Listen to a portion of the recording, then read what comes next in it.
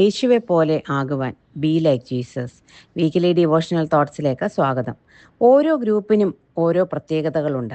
ഒരേ രീതി ചിന്തിക്കുന്ന പ്രവർത്തിക്കുന്നവർക്ക് ഒരുമിച്ച് പോകാൻ ഒരു പ്രയാസവുമില്ല.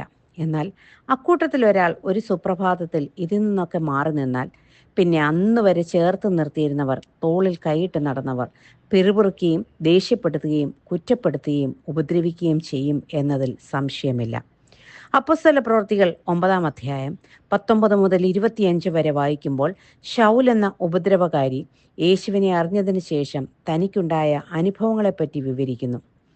ദമസ്കോസിന്റെ പടിവാതിൽക്കൽ വെച്ച് രക്ഷകനെ കണ്ടുമുട്ടിയ ശൗൽ ദമസ്കോസ് എന്ന പട്ടണത്തിനകത്ത് വെച്ച് പ്രാർത്ഥിക്കുകയും രോഗസൗഖ്യം പ്രാപിക്കുകയും സ്നാനപ്പെടുകയും ഒക്കെ ചെയ്തു.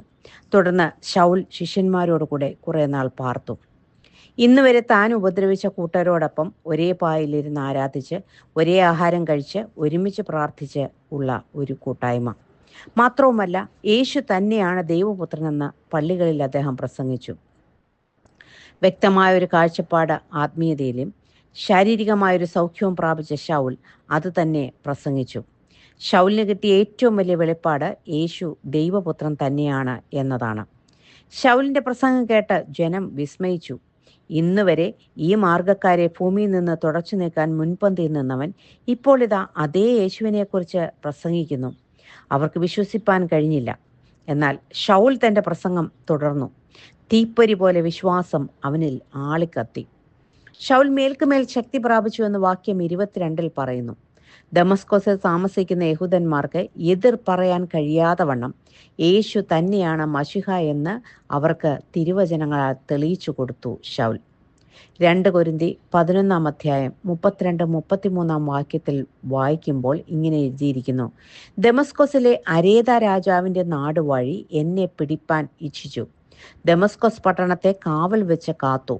എന്നാൽ അവർ എന്നെ മതിലിലുള്ള ഒരു കിഴിവാതിൽക്കൽ വഴിയായി ഒരു കുട്ടയിൽ ഇറക്കി വിട്ടു. അങ്ങനെ ഞാൻ അവൻ്റെ കയ്യിൽ നിന്ന് തെറ്റി ഓടിപ്പോയി. യേശു ദൈവപുത്രൻ എന്ന് പ്രസംഗിച്ചപ്പോൾ ഇപ്പോൾ യഹൂദന്മാർ മാത്രമല്ല, ദമസ്കോസിലെ റോമൻ ഭരണത്തിലിരിക്കുന്ന ഒരു അറബി രാജാവും കൂടി ശൗലിന് എതിരായി. ഇന്നും യഥാർത്ഥ വിശ്വാസിയെ തകർക്കാൻ ഇതുപോലെയുള്ള കൂട്ടുകെട്ട് നമുക്ക് കാണാം. യേശുവിനെ തകർക്കുവാൻ യഹൂദന്മാരും റോമാക്കാരും അന്ന് ഒരുമിച്ചതുപോലെ ഇവിടെ ക്രിസ്തു ശിഷ്യനെ തകർക്കുവാൻ 2 പേർ ഒരുമിക്കുകയാണ് ചെയ്യുന്നത്. ഒരിക്കലും യോജിക്കാൻ സാധ്യതയില്ലാത്തവർ പോലും യോജിച്ച് പീഡനം ആരംഭിക്കുന്നു. തന്നെ പിടിക്കാൻ നഗരവാതിൽക്കൽ കാവലേർപ്പെടുത്തി എന്നറിഞ്ഞ് ശൗലിൻ്റെ ശിഷ്യന്മാർ അവനെ രക്ഷപ്പെടുവാൻ സഹായിക്കുന്നു. അക്കാലത്ത് നഗരമതിലിനോട് ചേർന്ന് കെട്ടിടങ്ങൾ പണിയുമായിരുന്നു. അതിലെ കിളിവാതിൽക്കൽ വഴിയായി കയറ് കെട്ടി ഒരു കൊട്ടയിൽ ഇരുട്ടിൻ്റെ മറവിൽ ശൗലിനെ ഇറക്കിവിട്ടു. ശൗൽ ദമസ്കോസിലേക്ക് വന്നതെങ്ങനെയായിരുന്നു? കുതിരപ്പുറത്ത് പടയാളികളോടൊപ്പം അധികാരപത്രം കയ്യിൽ പിടിച്ച് അന്തസ്സുള്ളവനെ പോലെ കടന്നു വന്നു. എന്നാൽ പടിവാതിൽക്കൽ വെച്ച് ദൈവം അവനെ വീഴ്ത്തി. അവൻ കണ്ണു കാണാത്തവനായി അന്ധനായൊരു യാചകനെ പോലെ ദമസ്കോസ് പട്ടണത്തിലേക്ക് മറ്റുള്ളവരുടെ സഹായത്തോടെ അവൻ പ്രവേശിച്ചു. പിന്നീട് രക്ഷിക്കപ്പെട്ടു, സ്നാനമേറ്റു, സുവിശേഷ പ്രസംഗനായി മാറി. ഇനി ഒരു രീതിയിലും അവിടെ നിന്ന് രക്ഷപ്പെടാൻ കഴിയാത്തവണ്ണം അധികാരികൾ അവനെ പൂട്ടുവാൻ തീരുമാനിച്ചു. കാവൽ ശക്തമാക്കി.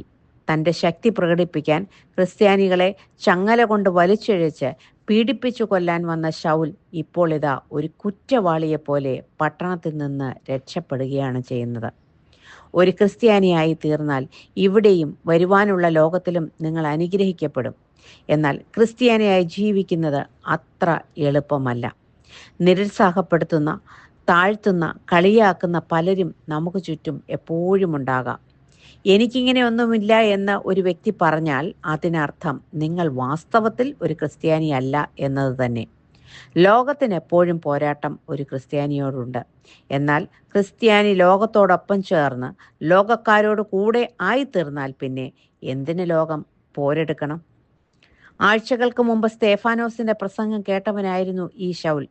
സ്വർഗം തുറന്നിരിക്കുന്നുവെന്നും മനുഷ്യപുത്രൻ ദൈവത്തിന്റെ വലത്തുഭാഗത്ത് നിൽക്കുന്നുവെന്നും താൻ കാണുന്നുവെന്ന് സ്തേഫാനോസ് വിളിച്ചു പറഞ്ഞപ്പോൾ സകലരും ചെവി പൊത്തി അവനെ കല്ലെറിഞ്ഞ് കൊന്നു. ശൗലും ആ കൂട്ടത്തിലുണ്ടായിരുന്നു. അന്ന് സ്തേഫാനോസ് പറഞ്ഞ ആ മനുഷ്യപുത്രന്റെ ദർശനം പ്രാപിച്ച് സ്തേഫാനോസിനെ പോലെ ഒരു വലിയ ക്രിസ്തു ശിഷ്യനായി താൻ മാറി. ഏത് മാർഗത്തെ തള്ളിക്കളഞ്ഞോ അതേ മാർഗത്തിലേക്ക് കാൽച്ചുവടുകൾ വെച്ചു. ആർക്കും ഒരു വ്യക്തിയുടെ നിർബന്ധത്താലും വെളിപ്പാട് പ്രാപിക്കാൻ കഴിയുകയില്ല. എന്നാൽ ശൗൽ ഇവിടെ കൃത്യമായ വ്യക്തമായ വെളിപ്പാട് ദൈവത്തിൽ നിന്ന് പ്രാപിച്ചു. ഇന്നും യേശുവിനെ പറ്റി വ്യക്തമായ വെളിപ്പാട് പ്രാപിച്ച ഒരു വ്യക്തിയെയും ആർക്കും പിന്തിരിപ്പിക്കാൻ സാധ്യമല്ല. നോർത്ത് ഇന്ത്യയിൽ ക്രിസ്തുവിനെ യഥാർത്ഥമായി അറിഞ്ഞ ഒരു വിശ്വാസി പോലും തിരികെ വിഗ്രഹങ്ങളെ സേവിപ്പാൻ പോയിട്ടില്ല. തടസ്സങ്ങളുണ്ടാകും, പീഡനമുണ്ടാകും, ഒറ്റപ്പെടുത്തലുണ്ടാകും. അന്നുവരെ തോളിൽ കൈയിട്ട് നടന്നവർ ഒറ്റിക്കൊടുക്കും. എന്നാൽ ശൗലിനെ പോലെ കാഴ്ചപ്പാട് പ്രാപിച്ചവനെ ഏതു നിയമത്തിൽ നിന്നും കുരുക്കിൽ നിന്നും ഗൂഢാലോചനയിൽ നിന്നും രക്ഷപ്പെടുത്തുവാൻ ദൈവത്തിനൊരു വഴിയുണ്ട്. ആ വഴി ക്രിസ്തു തന്നെയാണ്. യേശു ക്രിസ്തു തന്നെയാണ് വഴിയും സത്യവും ജീവനും. പീഡകനെ ക്രിസ്തു സ്നേഹിയാക്കി സുവിശേഷവാഹനാക്കി തീർത്ത ദൈവം ഇന്നും ജീവിക്കുന്നു. ആയതിനാൽ കഷ്ടമനുഭവിക്കുന്ന, പീഡനമനുഭവിക്കുന്ന ജനത്തിനായി പ്രാർത്ഥിക്കുവാൻ മറക്കരുതേ എന്ന് ഓർപ്പിച്ചുകൊണ്ട് ഈ ധ്യാനചിന്ത ഇവിടെ അവസാനിപ്പിക്കുന്നു. God bless you all.